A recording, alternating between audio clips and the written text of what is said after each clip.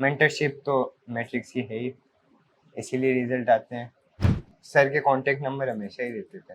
अच्छा, सर ने प्रोवाइड कर रखे थे, तो उन्होंने बोला कोई प्रॉब्लम आए या फिर तो टाइम मांग लेना आप, या फिर पर्सनल में बात कर लेना क्लास के बाद। तो ऑलवेज रेडी रहते थे टीचर। नमस्कार। मैं आज आपको एक ऐसे बच्चे से मिलाने वाला हूं जिसकी प्रारंभिक यात्रा नागौर में हुई। नागौर डीडवाना में एक स्थान है ओडेंट, वहाँ से ये बच्चा अपने पेरेंट्स के साथ में सीकर आता है, क्योंकि आगे की पढ़ाई करनी थी, अच्छी पढ़ाई करनी थी, जीवन में कुछ बड़े सपने थे उनको पूरा करना था। और अपने भाई बहन के साथ, माता पिता के साथ ये सीकर आता है। सीकर आकर के ये मैट्रिक्स में भी पहुंचता है। स्कूलिंग के माध्यम से होते होते 8वीं 9वीं तक आते आते मैथ्स में इंटरेस्ट जागने लगता है और एक सपना बनने लगता है कि क्यों नहीं आगे चल करके हम लोग जेई करें। जेई बहुत प्रतिष्ठित, बहुत टफ एग्जाम था, पर कैसे इस बच्चे ने उस जेई जैसे प्रेस्टिजियस एग्जाम में भी ऑल इंडिया 405 405 रैंक और कैटेगरी रैंक में 55 ओबीसी रैंक के साथ में बहुत बड़ा धमाल किया। उस बच्चे से मैं मिलाता हूँ। भवानी है, बहुत छुई मुई सा बच्चा, कम बोलता है, पर उसके रिजल्ट ने बहुत कुछ बोला है।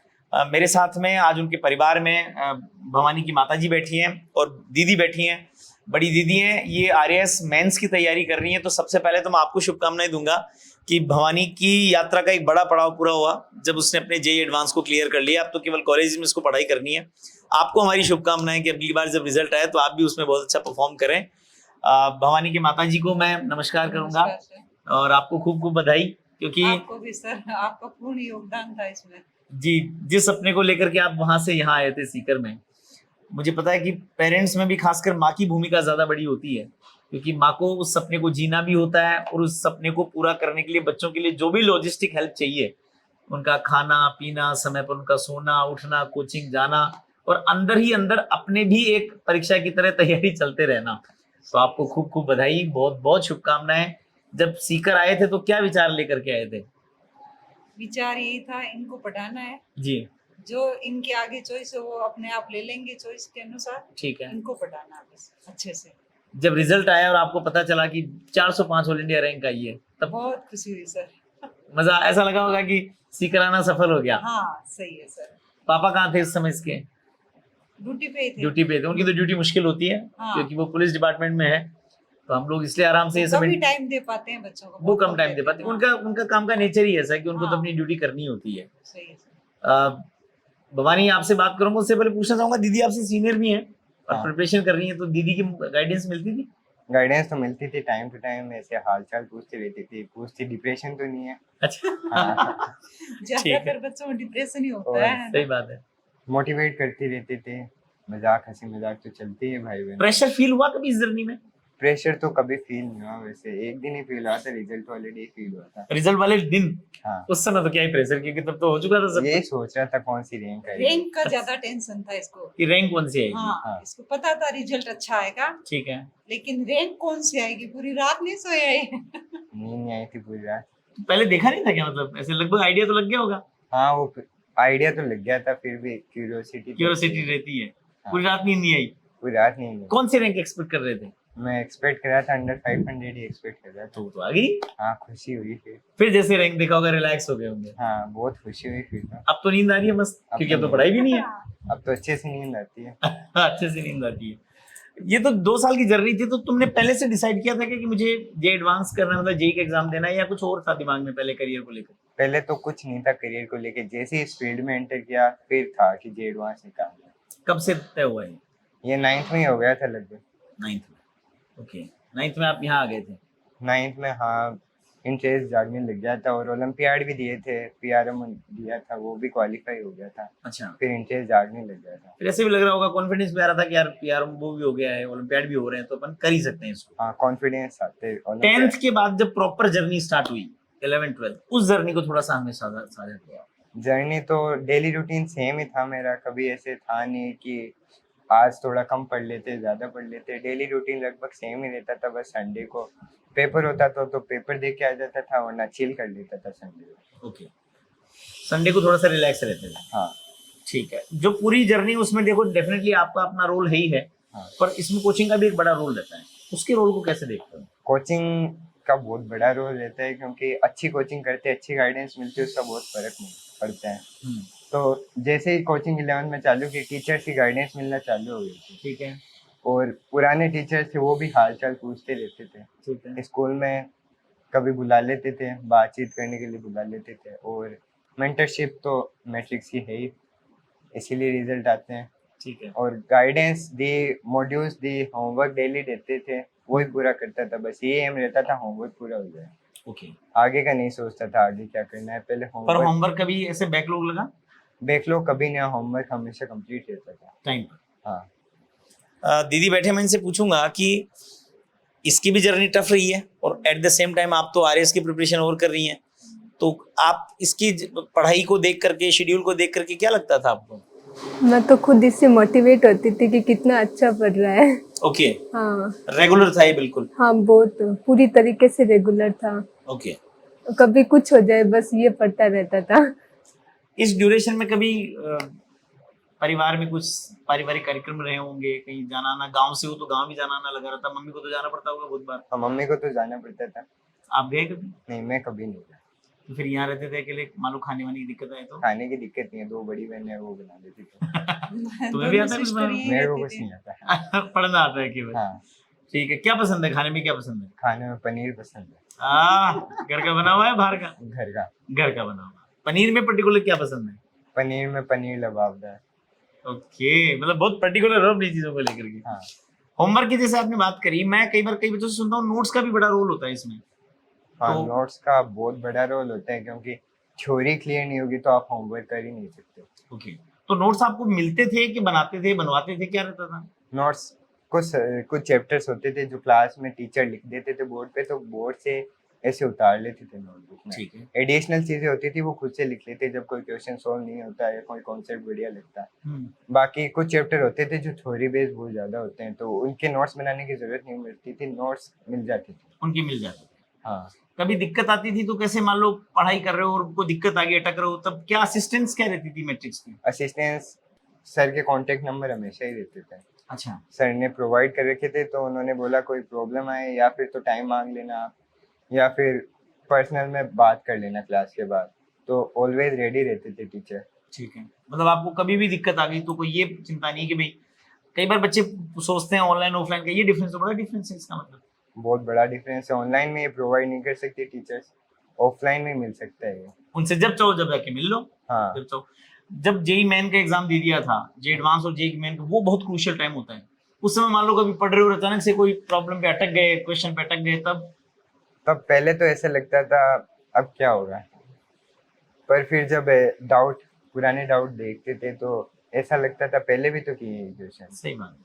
तो वो क्वेश्चन करने में दूसरी बार अटेम्प्ट करते, तीसरी बार करते हो जाता था। बाकी उस टाइम में मोस्टली तो नोट्स रिवाइज किया और डाउट्स ही करता था।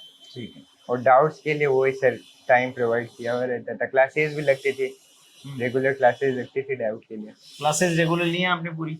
हाँ, क्लासेस रेगुलर लिए। सिस्टम कैसा है वहाँ, छुट्टियां उट्टियां हो जाती हैं कई बार बीच में, या टेस्ट वेस्ट के बारे में कहीं रिलैक्सेशन होता है कि मत दो चल जाएगा ऐसा? नहीं, ये तो कभी नहीं है। टेस्ट तो हमेशा सारे ही दिए हैं, सारे दिए हैं और रेगुलर हुए हैं टेस्ट? रेगुलर हुए हैं।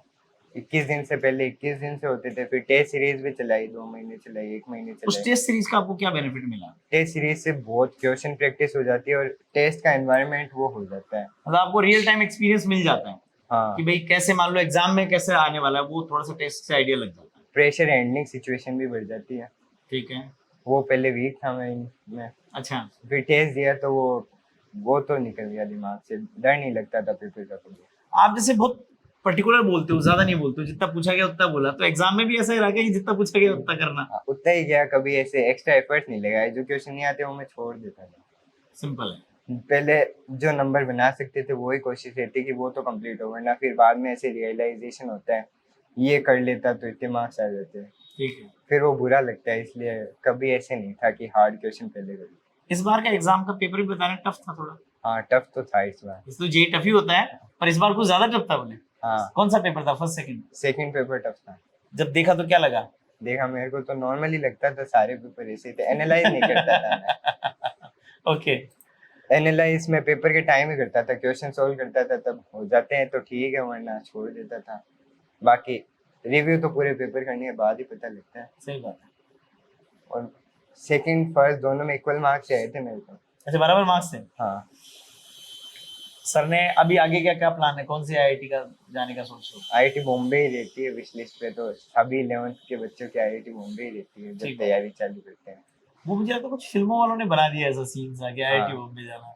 फिल्मों वालों ने बना रखा है, और दोस्तों ने जो सीनियर्स रहते हैं वो भी यही बोलते हैं आईआईटी बॉम्बे CS। बाकी सोशल मीडिया पे भी यही चलता है, यूट्यूब पे भी यही चलता है। बाकी इस आईआईटी से भी अच्छी, मतलब अच्छी आईआईटी जो तो पुरानी सभी आईआईटी बढ़िया। सारी भी है उसमें। हाँ, ठीक है ठीक है। तो परिवार में तो बड़ा खुशी का माहौल है अभी तो। खुशी। परिवार में पहले भी किसी ने जेई करा है? नहीं, मैं ही हूँ फर्स्ट स्टूडेंट। परिवार के पहले बच्चे हो जिसने जेई क्रैक करा है। मम्मी को ऐसा लग रहा होगा कि इन्होंने मैथ्स की बड़ी परीक्षा पास कर ली है, हाँ, हैं? इनको तो लग रहा है। इनको लग रहा है अभी बहुत रिलैक्स फील कर रही है, इनके चेहरे से लग रहा है कि बहुत अंदर से एकदम आनंद है, शांति है बस कि जो सोचा था वो कर लिया, अब तो बस बेटी का और हो जाए तो फिर काम हो जाएगा हाँ अपना। फिर काम हो जाएगा। एक चीज और मैं कि अभी ऑडिएंट में इतना ज्यादा इस चीज को लेकर माहौल नहीं है, नागौर में भी थोड़ा अभी भी पढ़ाई को लेकर के हाँ। अवेयरनेस कम है, पर हो सकता है कि आपका वीडियो लोग देखेंगे, उनको लगेगा कि यार हमारे यहाँ के बच्चे ने इतना अच्छा किया है, तो वो पेरेंट्स हैं या कोई बच्चे हैं, वो यदि मान लो आपसे कोई गाइडेंस लेना चाहे तो वैसे तो पर्सनली आके मिले, पर ये तो जनरल गाइडेंस हो सकती है, तो उनको कोई गाइडेंस देना चाहोगे कि इस तरह की कोई एग्जाम की प्रिपरेशन बच्चा कर रहा हो तो उसको क्या क्या करना चाहिए और क्या गलतियां नहीं, डोंट्स एंड डूज क्या हो सकते हैं उसके? डोज तो सबसे पहले रेगुलर स्टडी रहती है, और स्ट्रॉन्ग फाउंडेशन रहता है, स्ट्रॉन्ग बेस रहता है, वो रेगुलर स्टडी से ही आता है। कोई कॉन्सेप्ट स्किप नहीं करना, कोई क्वेश्चन स्किप नहीं करना, और कोई एक्सरसाइज होती है वो स्किप नहीं करनी होती। और पढ़ाई में कंसिस्टेंसी ज़रूरी है। डोंट्स में तो सोशल मीडिया है सबसे पहले। इसको अवॉइड करो। सोशल मीडिया पे बहुत डिस्ट्रैक्टेड रहते हैं। मेरा तो ग्रुप ही ऐसा था, तो कोई सोशल मीडिया चलाता ही नहीं था।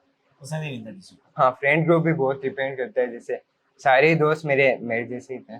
ठीक है। हाँ, कोई सोशल मीडिया नहीं चलाता था। स्पोर्ट्स में सबको इंटरेस्ट था, तो रेगुलर हर संडे को खेलने आते थे हम। अच्छा, स्कूल जाते थे मैट्रिक्स। तुम्हें कौन सा गेम पसंद है? क्रिकेट। फेवरेट कौन है? विराट कोहली। वो भी बड़ा कंसिस्टेंट बंदा है, हाँ, और इसीलिए उसको भी देख के मोटिवेशन आ सकता आ है। सकता है। बहुत बड़ा मोटिवेशन है, दुनिया के लिए मोटिवेशन है वो तो, हाँ। स्टूडेंट्स के लिए क्या। तो चलिए, आपकी बहुत बड़ी खूबसूरत जर्नी रही है और इसके लिए हमें भी अच्छा लगा, हमें भी गर्व है कि आपने इतना अच्छा करा। तो मैं फिर से पूरे परिवार को बधाई देता हूँ। आपसे भी अनुरोध करूंगा कि कोई आपकी जैसी माएँ जो अपने बच्चों को लेकर के सोचती हैं कि वो भी घर से बाहर जाएं लेकिन करें, उनके लिए आप भी कोई मैसेज देना चाहो तो कह सकते हो उनको। देखो, माँ को तो हिम्मत चाहिए, बच्चों को हिम्मत देनी चाहिए, और सबसे बड़ा महत्वपूर्ण योगदान तो टीचर्स का होता है जी, अच्छे टीचर्स मिल जाए तो फिर क्या ही चाहिए। सही बात। और मैट्रिक से अच्छा तो कोई टीचर हमें मिल नहीं सकता। ये तो आपका बड़ा आशीर्वाद है। हमारे बच्चे का तो भविष्य सुधर गया बस। सही बात है, सही बात है। हम तो हाँ जीवन भर कृतज्ञ नहीं, रहेंगे कि भाई बहुत अच्छे बहुत- टीचर भी अच्छे हैं, फैकल्टी बहुत अच्छी है, पूरा सिस्टम भी पूरा प्रॉपर काम सिस्टम करता है। अच्छा है। चलिए, फिर से आपको बधाई, बहुत बहुत शुभकामनाएं। और भवानी, यही अपेक्षा है कि आप अपनी जहाँ पर भी जाएं उस कॉलेज में भी एक्सेल करें, वहाँ पर भी ऐसे ही सिंसियर बन करके 4 साल स्टडी करें, क्योंकि वहाँ जाकर के बच्चे थोड़ा सा पढ़ाई कम कर देते हैं, ऐसा मैंने सुना है। आप पसर जाते हैं वहाँ पे जाके। पसर जाते हैं। तो तुम पसरने वाले नहीं हो, नहीं, पसरने वाले नहीं है। वहाँ पर भी जबरदस्त करोगे। हाँ, बहुत बढ़िया, उसमें खूब अच्छा करो, लाइफ में भी बहुत अच्छा करो। इस वीडियो को देखने वाले लोगों से कहना चाहूँगा कि देखिए, ये बहुत छोटी छोटी उम्र के बच्चे होते हैं, बहुत कच्ची उम्र होती है, पर कुछ बच्चों में परिपक्वता इतनी आ जाती है कि वो बातें ही नहीं, काम भी वैसा करते हैं जो बहुत समझदार लोग, बहुत मैच्योर लोग भी नहीं कर पाते। उनमें से एक हमारा भवानी है, और भवानी ने जबरदस्त रैंक ला करके 405 all India rank JEE advance 2025 में कैटेगरी रैंक 55 लाना बहुत बड़ी बात होती है। तो आप में से भी आपको लगता है कि आपके बच्चे में क्षमता है पर उसको माहौल नहीं मिल पा रहा, अच्छे टीचर नहीं मिल पा रहे, तो भवानी के पेरेंट्स की तरह आप भी थोड़ा सा कोशिश करिए, घर से बाहर निकलिए, बच्चों को लेकर के आइए, सही हाथों में सौंपिए, सही लोगों तक उनको पहुंचाइए।